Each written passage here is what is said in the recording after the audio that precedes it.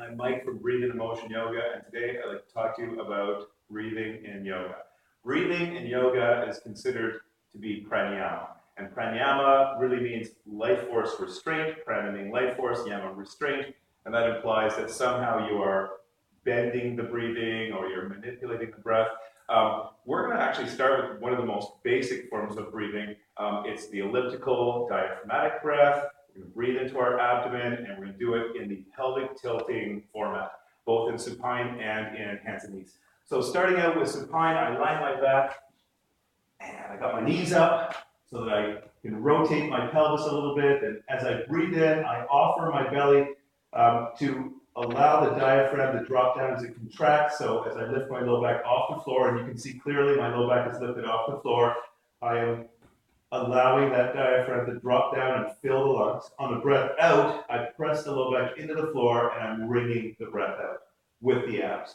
Breath in, pull the tailbone into the floor, and lift the low back off the floor gently. On the breath out, flat the low back into the floor. Now, in the hands and knees position, I'm just going to transition here. Grabbing onto the toes and rolling up, and then I'm going to wrap my arms around my shins and walk my knees back. In hands and knees position, you can see that my hands are directly underneath my shoulders, my knees are directly underneath my hips, and that's very important.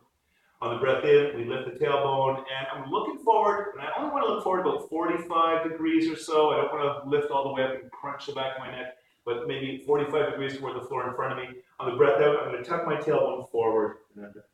So the pattern known as dog tilt and cat tilt. This would be the dog tilt, inferring that the dog is panting, breathing in, breath out, cat hissing. So those little animal positions are helpful in remembering when or to do what.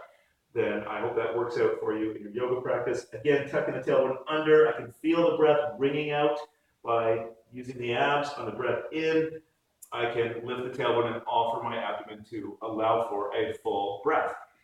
Breathing deeper is not breathing in more, though, it's breathing out more. So if I was to concentrate on one or the other, it would be the exhale and finishing the breath off. Then on the inhale, I'll just anticipate when I get close to having the lungs full, I start to tuck the tail lever in reverse. But I really want to squeeze all the air out that is comfortable on the exhale, and then taking the breath in on the inhale.